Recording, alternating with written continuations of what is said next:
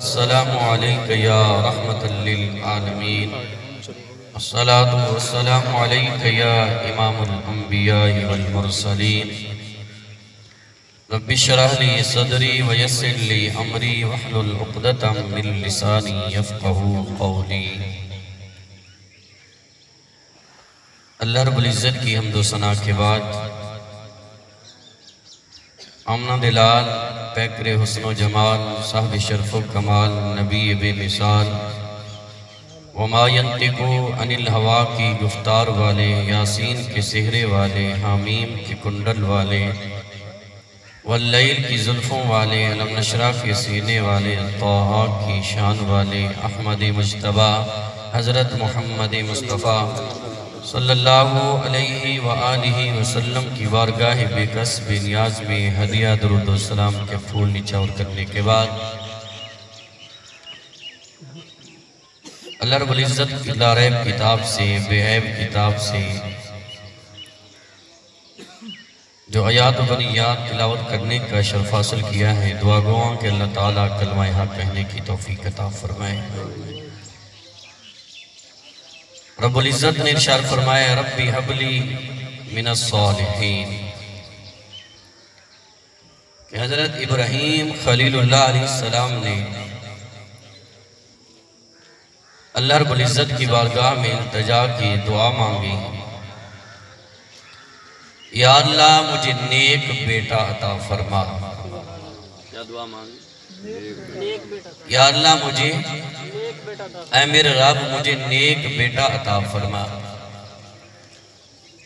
عرصہ طویل گزرا، جب حضرت سارہ سلام اللہ علیہا کے وطن سے بے اولاد نہ ہوئی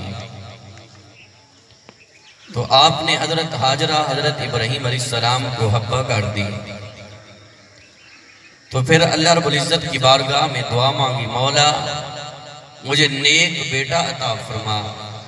معلوم ہوا نیک اولاد کی دعا مانگنا یہ اللہ کے نبیوں کی سنت ہے۔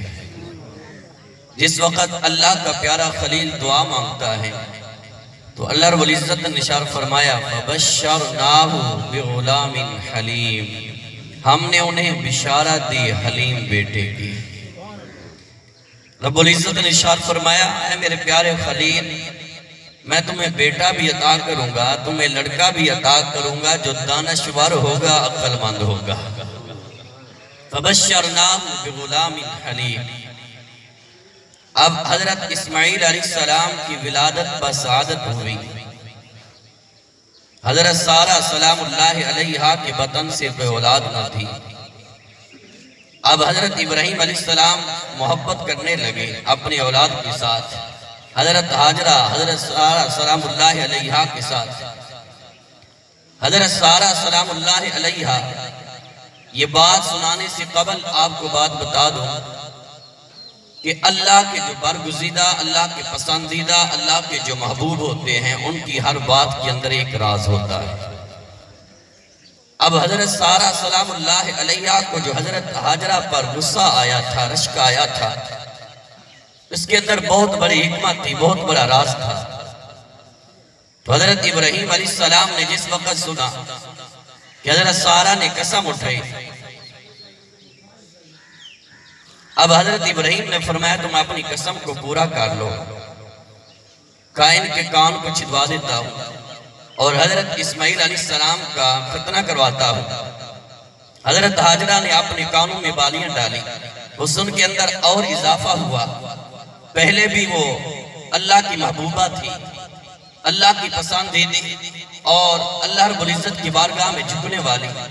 اب حضرت سارہ کو جب رشک آنے لگا، حضرت ابراہیم نے محسوس فرمایا تو آپ نے اپنے لخت جگر کو، نور نظر کو، یہ میں نے تمہید بات دی، اب سنیے ذرا غور کے ساتھ باتیں، اپنے لخت جگر کو، نور نظر کو اور حضرت حاجرہ سلام اللہ علیہا کو ساتھ لیا۔ شام سے چلے تو مکہ المکرمہ میں پہنچے، صرف پہاڑ ہی پہاڑ تھے، نہ کوئی وادی تھی، نہ کوئی کھیتی تھی، نہ کوئی مکان تھا، غیر عباد علاقہ، وہ پہاڑ تھے، نہ کوئی وہاں پر پانی تھا۔ اب دیکھیے اولاد والے، کس کا دل کرتا ہے کہ اپنے لفظ جگر کو، نور نظر کو، وہ بھی اللہ بڑھاپے میں عطا کرے. اور بڑھاپے میں اللہ رب العزت نے حضرت ابراہیم علیہ السلام کو حضرت اسماعیل اور حضرت اسحاق عطا فرمائے. اور اسماعیل علیہ السلام کو حضرت حاجرہ کو ساتھ لیا، مکہ المکرمہ میں پہنچے.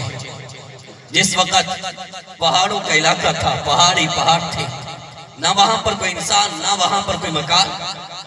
حضرت حاجرہ کے پاس ایک تھیلا کھجوروں کا اور ایک مشکیزہ پانی کی تھی. توجہ چاہوں گا، حضرت ابراہیم علیہ السلام واپس آنے لگے تو آپ نے بار بار اصرار کیا، اے میرے سر کے تاج، اس وادی کے اندر مجھے چھوڑ کر کہاں جا رہے ہو؟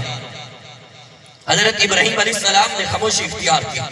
اب حضرت ابراہیم علیہ السلام آنے لگے تو حضرت حاجرہ سلام اللہ علیہا نے عرض کی، اے میرے سر کے تاج، کیا یہ رب کا حکم ہے؟ تو حضرت ابراہیم علیہ السلام نے فرمایا، ہاں ہاں یہ رب کا حکم ہے.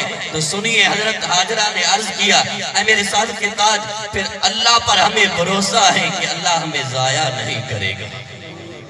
یہ بات سننی آسان ہے، پہاڑ ہی پہاڑ ہوں، اپنے بیٹے کو، اپنے لفظ جگر کو، اپنے نور نظر کو اور اپنی زوجہ محترمہ کو چھوڑنا. اللہ اکبر. حضرت حاجرہ نے عرض کیا کہ اللہ ہمیں ضائع نہیں فرمائے گا. اب حضرت ابراہیم علیہ السلام واپس آنے لگے. جب بیٹا نظر نہ آیا، جب زوجہ محترمہ نظر نہ آئی، واپس آئے تو اللہ کی بارگاہ میں دعا مانگی، ربنا انی اسکنتو من ذریتی بواد غیر ذی زرع عند بیتک المحرم. عرض کرنے لگے، مولا میں نے اپنی کچھ اولاد کو تیرے عزت والے گھر کے قریب چھوڑا ہے، تیرے عزت والے گھر کے قریب بسایا ہے. مولا یہاں پر کوئی کھیتو باری کرنے والا نہیں. اللہ اکبر. اب حضرت ابراہیم علیہ السلام واپس آگے، نہ وہاں پر کوئی مکان، نہ ہی وہاں پر کوئی شخص تھا. توجہ چاہوں گا، قابل توجہ بات ہے. اب پانی کی مشکیزہ ختم ہو گئی. حضرت اسماعیل علیہ السلام کو پیاس لگی. آپ اپنی زبان مبارک اپنے ہونٹوں پر مارنے لگے. خشک زبان تھی، ماں کی ممتا تھی، ماں کی محبت تھی، ماں کس طرح برداشت کرتی. اب حضرت حاجرہ سلام اللہ علیہا پانی کی تلاش میں یک مددگار آ جائے اللہ کی طرف سے، آپ صفا پر جاتی ہیں اور صفا اور مروہ کے صفا پہ جاؤ. درمیان کے اندر آج بھی سبز لہٹیں جل رہی ہیں. یہ نشانی ہے کہ حضرت حاجرہ سلام اللہ علیہا جب وادی میں پہنچتی، آپ تیزی کے ساتھ چلتی تھی، دوڑ کر چلتی تھی. اب صفا پہ پہنچی، پھر صفا سے مروہ پہ کوئی مددگار آ جائے، کوئی مدد کرنے والا آ جائے، کوئی پانی دینے والا آ جائے. پانی کی تلاش تھی، کسی مددگار کی تلاش تھی. توجہ چاہوں گا، کبھی صفا پر، کبھی مروہ پر، کبھی مروہ پر، کبھی صفا پر. اور حضرت حاجرہ سلام اللہ علیہا نے 7 چکر لگائے.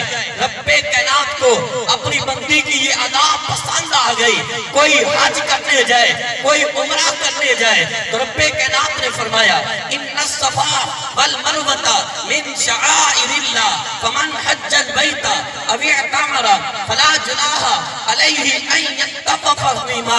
کوئی عمرہ کرنے والوں، حج کرنے والوں، بیت اللہ کا طواف کرنے والوں، جو حج کرنے آئے، جو عمرہ کرنے آئے، یہ صفا اور مروہ عام نہیں، یہ اللہ کی نشانیوں میں سے ایک نشانی ہے. صفا مروہ کی سعی کیا کرو.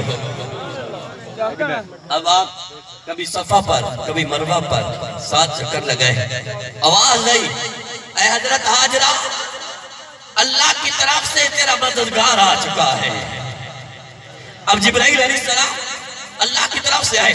قابل توجہ بات ہے، حضرت اسماعیل علیہ السلام نے اپنی ایڑی مبارک کو رگڑا تو رب کائنات نے چشمہ جاری فرما دیا. آب زمزم کا معنی ہوتا ہے ٹھہر جا، آپ کا معنی پانی، زمزم ٹھہر جا.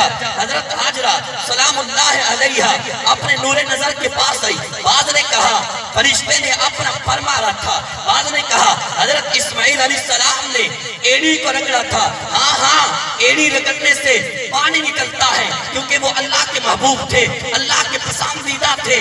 جب حضرت ایوب علیہ السلام بیمار پڑ گئے، جانا نہیں چاہتا، اشارہ کرنا چاہتا ہوں، رب کائنات کی طرف سے جو امتحان آیا، جسم کے اندر کیڑے پھیل گئے۔ رب کائنات نے فرمایا اے میرے ایوب ارکض برجلک ھذا مغتسل بارد وشراب، ایڑی مارنا تیرا کام ہے، ٹھوکر لگانا تیرا کام ہے، اور میری قدرت کاملہ سے چشمے جاری ہو جائیں گے۔